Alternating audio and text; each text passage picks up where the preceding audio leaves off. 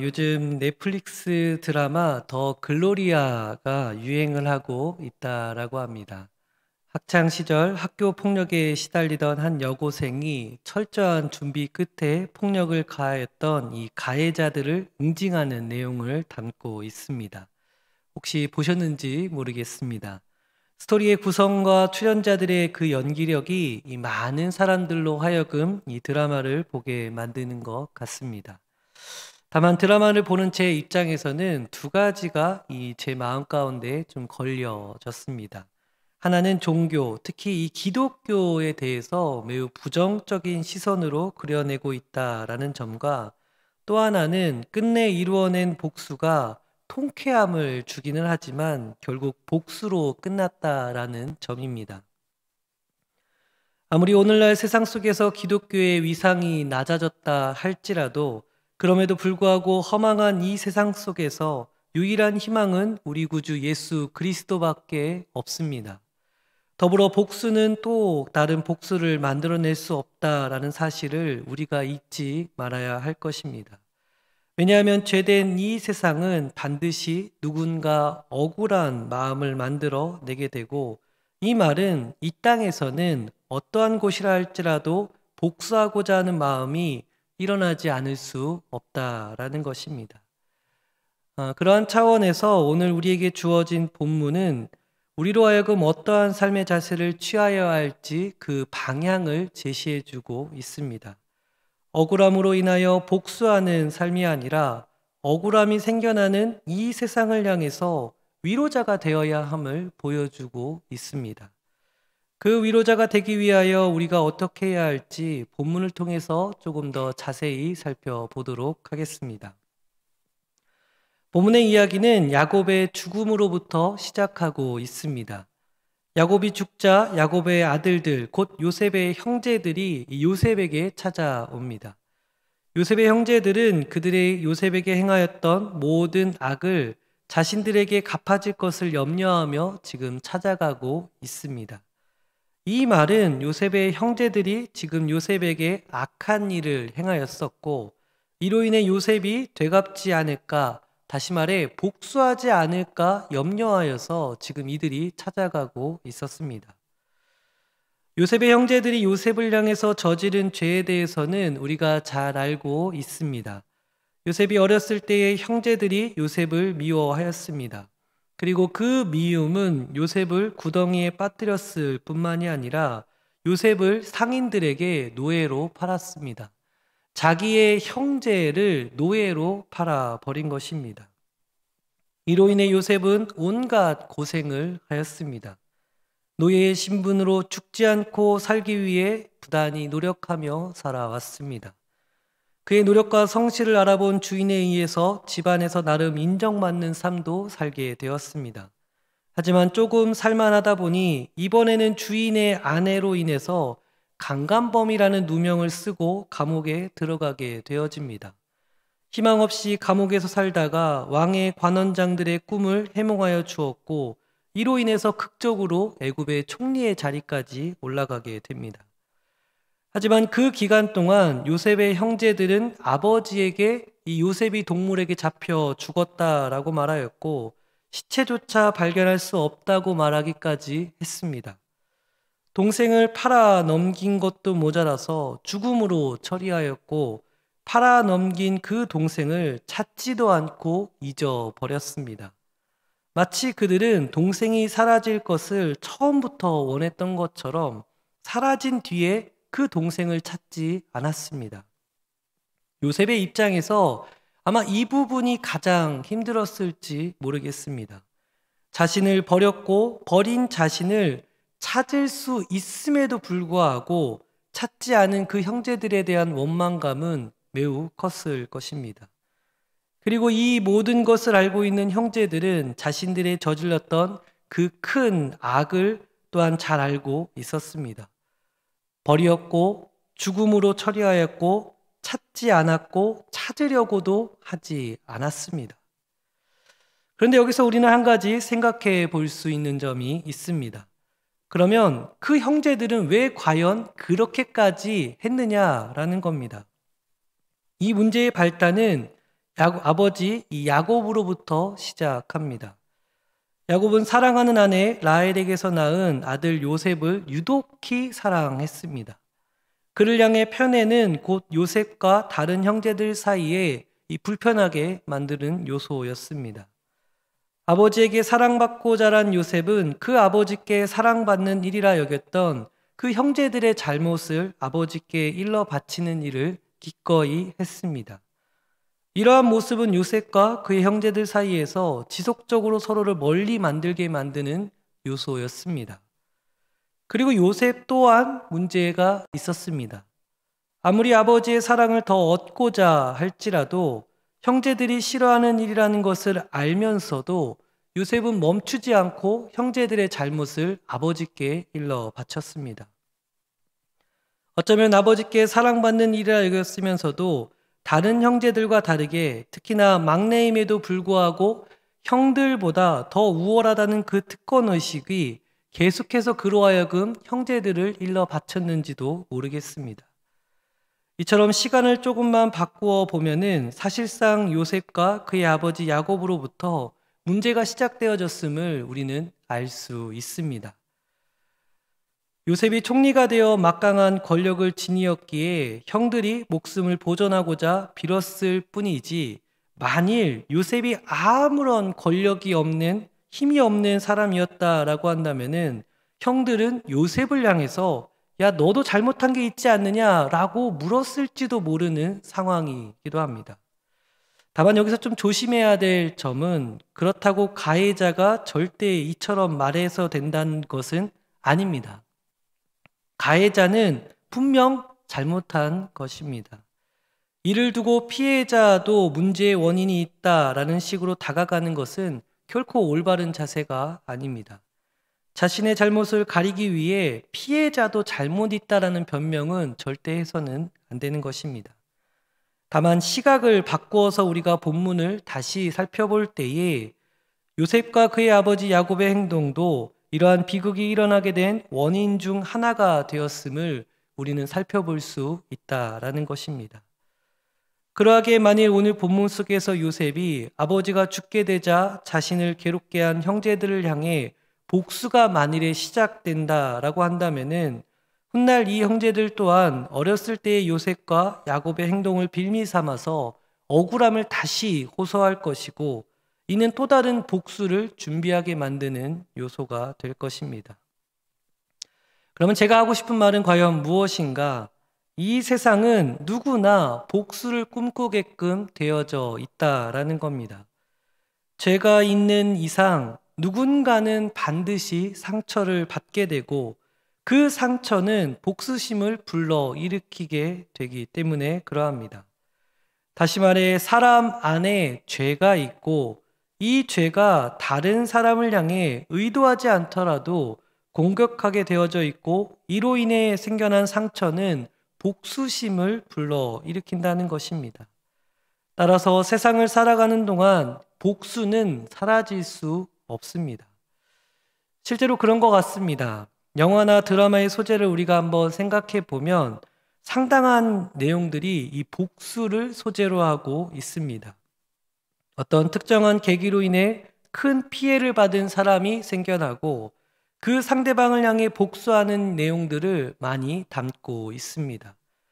앞서 언급한 더 글로리아도 학교 폭력의 피해자가 이 복수하는 내용을 다루고 있고, 우리가 알고 있는 명랑이라고 하는 영화는 일본군에 대한 복수하는 내용을 담고 있고, 유명한 배너라고 하는 영화는 억울한 누명으로 인해서 노예가 된 주인공이 복수하는 내용을 다루고 있습니다. 국내에서 유명한 여러 드라마 안에서도 단골 소재로 복수는 항상 등장합니다. 그러면 왜 이와 같은 복수를 주제로 하는 영화나 드라마가 많을까? 그만큼 많은 사람들이 공감하기 때문에 그러합니다. 카타르시스라고 하는 이 용어가 있습니다. 배설을 뜻하는 용어라고 하는데, 주인공이 당하는 비극에 공감하면서 이 눈물을 흘리거나 또 주인공이 화를 내면서 이 감정이 폭발할 때에 이 관객 또한 동일하게 화를 내면서 이 답답한 감정이 가시는 것을 의미합니다. 다시 말해 마음에 담겨있던 감정의 덩어리들을 배출해내면서 얻게 되는 그 시원함을 이 카타르시스라고 하는데, 복수극은 이 카타르시스를 우리로 하여금 느끼게끔 만들어 줍니다. 사람들은 자신이 그동안 경험한 억울한 감정들을 이 주인공에게 대입시키어서 그 주인공이 복수를 이루어냈을 때에 마치 내가 복수를 이루어낸 것 같은 그 통쾌한 기분을 느끼게 되는 겁니다. 이 말은 그만큼 많은 사람들이 복수를 꿈꾸고 있으며 그만큼 억울한 일들을 경험하며 우리가 살아가고 있음을 보여주고 있습니다. 그러면 왜 이렇게 되어졌는가? 우리가 살고 있는 이 세상의 현실이 바로 그러하기 때문에 그러합니다. 어떤 사람은 의도를 갖고 악한 마음으로 다른 사람을 공격하려고 하는 사람이 있습니다. 그만큼 그 사람 마음 가운데 악을 지니고 있는 것입니다. 일정 부분 의도가 있기는 하지만 그렇다고 처음부터 악하려고 하지 않았던 경우도 있습니다. 그저 먹고 살려고 열심히 살아낸 것뿐인데, 그런데 이로 인해서 누군가 상처를 받는 경우를 의미합니다. 왜냐하면 자원이 한정되어 있고 그 한정된 자원을 어떻게든 사용하려다 보니 다른 누군가에게 의도치 않게 상처를 주는 경우입니다. 또한 의도하지 않았음에도 불구하고 다른 사람들을 괴롭게 하는 이들도 있습니다. 연약하고 미성숙하고 미숙한 모습들로 인해서 다른 사람에게 피해를 끼치는 경우입니다. 결국 이 모든 과정을 다시 살펴보면 이 죄가 있는 세상 속에서는 상처를 피할 수 없고 이 상처가 결국 복수를 만들어내는 것입니다. 제가 청년 때 잠시 이 회사에서 근무를 한 적이 있습니다. 한 3년 정도 근무를 하였는데 처음에 입사를 하고 정말 열심히 일을 하였습니다. 당연히 업무 처리가 미숙하고 또 실수하는 부분도 있었습니다. 이쯤에서 선배들에게 조언도 구하며 나름 업무의 능력도 키우기 위해 부단히 애썼습니다. 그런데 제가 만난 이 팀장은 잘 아시겠지만 이상한 사람이었습니다. 처음 입사하면서부터 여러 선배들도 저 팀장은 이상한 또라이니까 억울한 일 당해도 꼭 참아라 라고 조언을 듣기까지 했습니다. 다들 아시겠지만 대부분의 팀장들이 이런 모습들을 많이 지니고 있습니다. 아니나 다를까 얼마 지나지 않아서 이 팀장이 이상한 일을 하기 시작합니다. 보고서를 작성해서 올리면 이상한 꼬투리 잡아서 다시 써오라고 하고 또다시 만들어내면 또 꼬투리를 잡고 심지어 나중에는 그 보고서 철을 집어 던지기까지 했습니다. 이때 그리스도 예수 안에서 죽었던 저의 옛사람이 다시 부활하는 것을 느끼었습니다. 강력한 분노와 함께 정말 오랜만에 사람 죽이고 싶다라는 마음도 생겨났습니다. 다행히 살인은 저지르지 않았고요. 꾹 참고 계약한 기간 동안 근무를 마치고 퇴사를 하였습니다. 하지만 이 기간 동안 어떻게 하면 저 팀장에게 내가 복수할 수 있을까 정말 많이 고민하며 살았고, 한참 세월이 지나고 난 뒤에 제가 들었던 마음은 그 팀장도 인생이 참 불쌍한 사람 중에 하나구나 라고 생각을 했습니다. 늦은 나이에 결혼도 못하고 날마다 사장님께 깨지고 집안에서는 인정도 못 받고 애정결핍의 능력이 부족한 사람이라는 것을 그는 늘 느끼면서 그것을 우리에게 화풀이하는 사람이었습니다. 결국 그 사람도 죄된 이 세상에서 연약한 한 사람에 지나지 않는다는 것을 알게 되었습니다. 그런 것 같습니다. 겉으로 드러나서 그렇지 사실 우리는 알게 모르게 누군가를 향한 그 복수하고자 하는 마음을 품고 있습니다. 그만큼 이 세상은 죄로 인해서 어그러지고 상처를 만들어내고 누군가에게 아픔을 만들어낼 수밖에 없는 것 같습니다. 이에 누군가의 마음속에 이 복수심을 품게 만드는 것 같습니다. 그런데 오늘 본문은 그 복수심에 불타올라도 전혀 이상할 것 같지 않던 요셉이 복수를 하지 않는 장면을 등장시킵니다. 도리어 그는 이 형들을 위로하는 모습을 보여줍니다.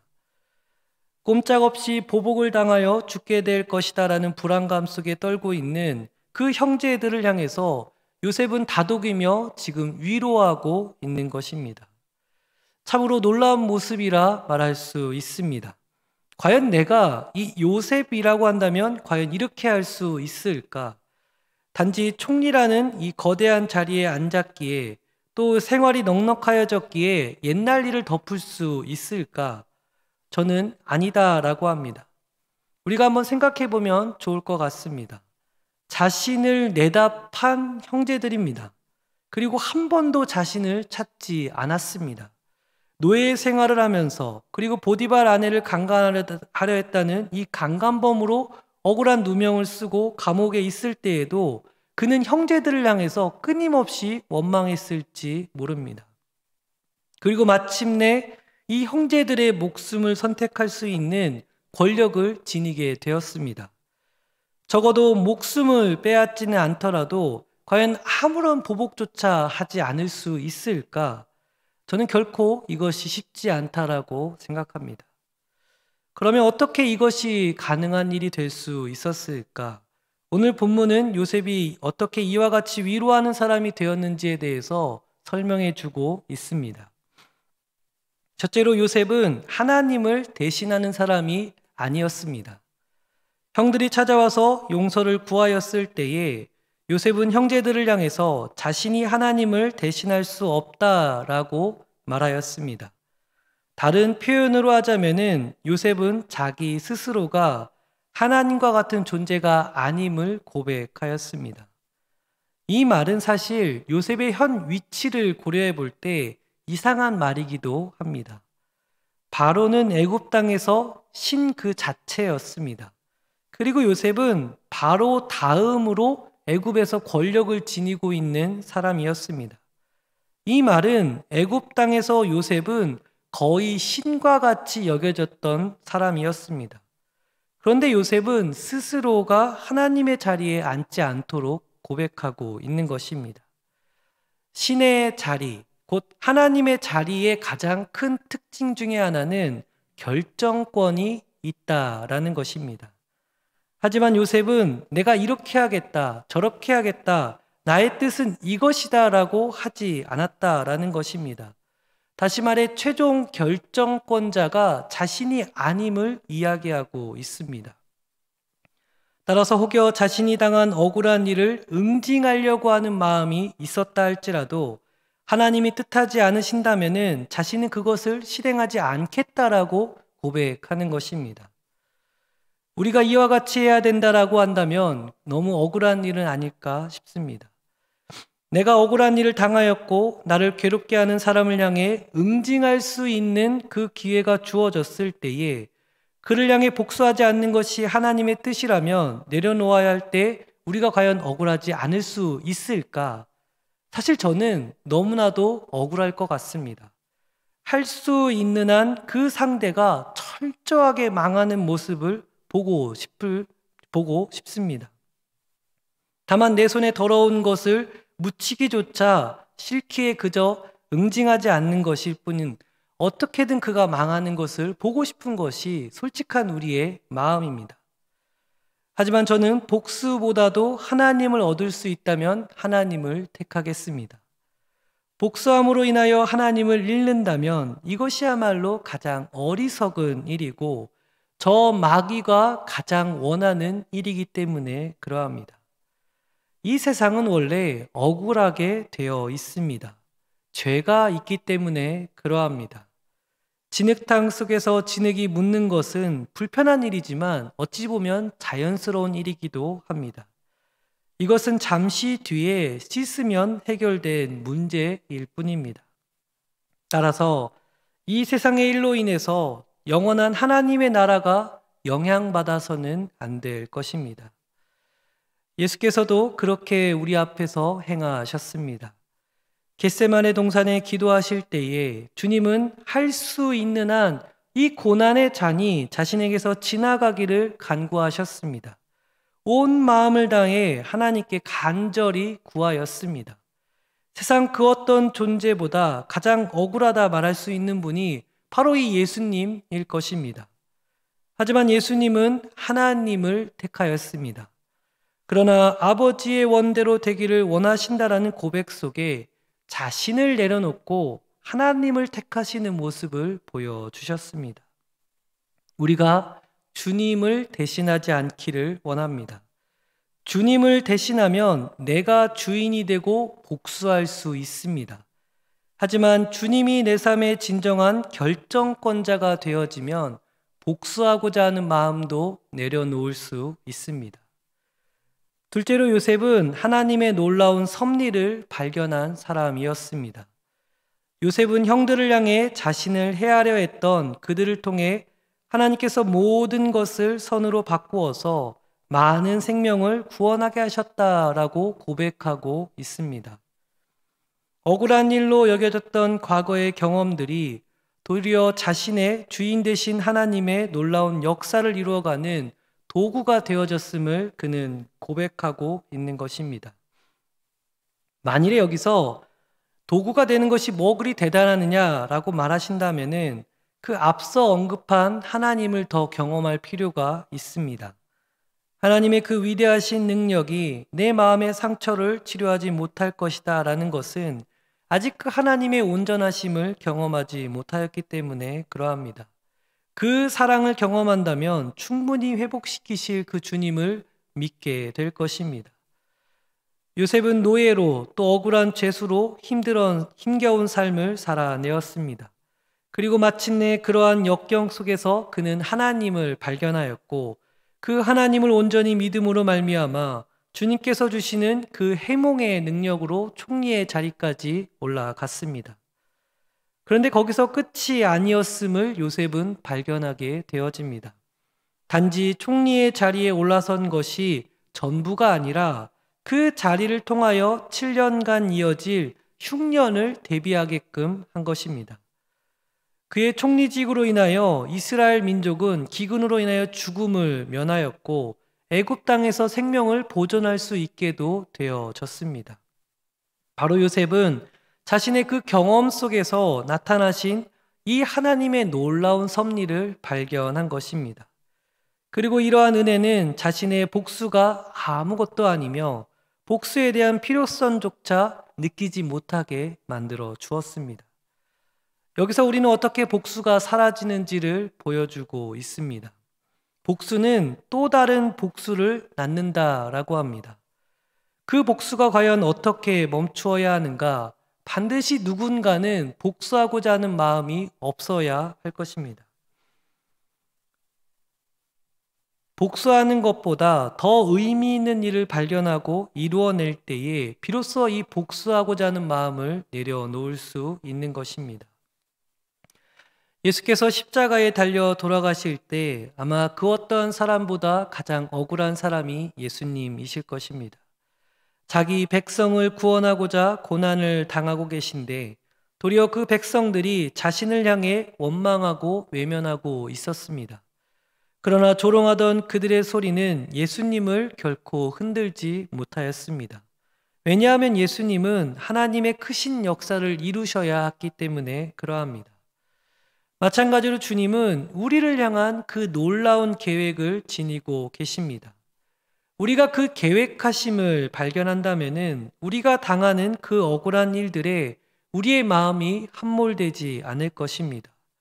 억울한 일 많았던 그 과거에 나를 억울한 사람으로 만들어 놓지 않고 그 경험들이 도리어 나를 연단시켰음을 우리가 발견할 수 있는 것입니다. 나아가 그 연단을 통해 이루실 하나님의 놀라운 역사를 우리로 발견할 수 있게 만드십니다. 그러면 더 이상 우리가 복수에 우리의 마음을 주지 않고 우리로 하여금 더 나은 것을 향해 나아가게끔 하고 있습니다. 우리 안에 역사하신 그 주님의 손길을 발견할 수 있기를 원합니다. 그래야 나를 더 성숙시키는 주님의 은혜 가운데 살 수 있는 것입니다. 끝으로 요셉은 미래에 대한 소망을 품고 있음을 보여주고 있습니다. 요셉은 형제들뿐 아니라 형제들의 자녀들 또한 기를 것이다라고 고백하고 있습니다. 요셉은 과거와 현재에 머무는 사람이 아니라 앞을 향해 나아가는 사람이었습니다.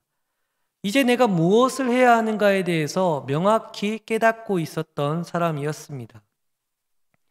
복수에 사로잡혀 있는 사람의 가장 큰 특징은 과거에 머물러 있는 것입니다. 그 과거가 현재를 붙잡고 또 이 현재가 다시 과거가 되어서 자신을 괴롭게 만드는 것이 복수에 사로잡혀 살아가는 사람들의 모습입니다. 그래서 언제나 복수하고자 하는 마음에서 벗어나지 못하고 살아갑니다. 이것이 반드시 끊어져야 하는 것입니다. 하나님은 우리로 하여금 새롭게 하셨습니다. 앞으로 나아가야 될 방향을 우리로 하여금 보게 하신 것입니다.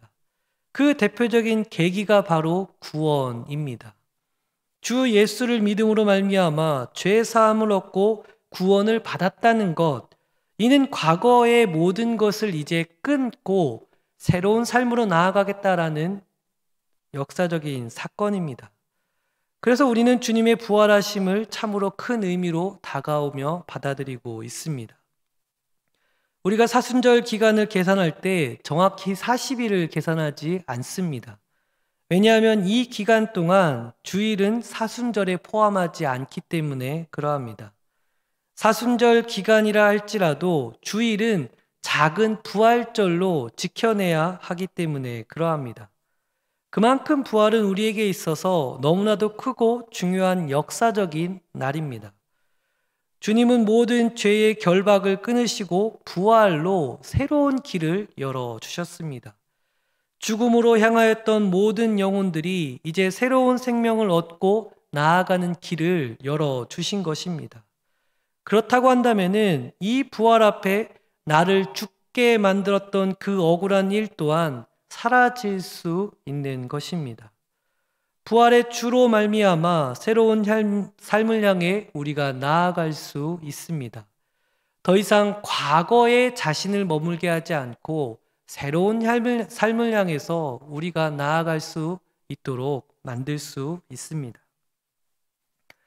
말씀을 정리하고자 합니다. 이 세상은 억울한 일 투성입니다. 도리어 억울한 일이 없다는 것이 이상할 정도입니다. 그래서 그 억울함은 우리로 하여금 복수하고자 하는 마음을 불러일으킵니다. 오늘 본문의 형제들은 그 복수심을 누구보다 잘 알고 있었기에 요셉을 찾아가서 자신의 동생임에도 불구하고 엎드려 용서를 구하고 있었습니다. 이때 누가 보더라도 복수할 것 같던 요셉은 도리어 복수하지 않고 위로하는 모습을 보여주었습니다. 그가 이와 같이 할 수 있었던 이유는 세 가지입니다. 첫째로 요셉은 하나님을 대신하지 않았고, 둘째로 요셉은 하나님의 놀라운 섭리를 발견하였으며, 마지막으로 요셉은 과거가 아닌 미래에 대한 소망을 품고 살아내었기에 그가 복수하는 것이 아닌 위로하는 삶이 될 수 있습니다. 복수하고자 하는 마음이 생겨날 수 있습니다. 혹여 복수하고자 해도 어쩌면 우리가 이해할 수도 있을지 모릅니다. 그러나 우리는 더 나은 길을 제시받은 사람들입니다.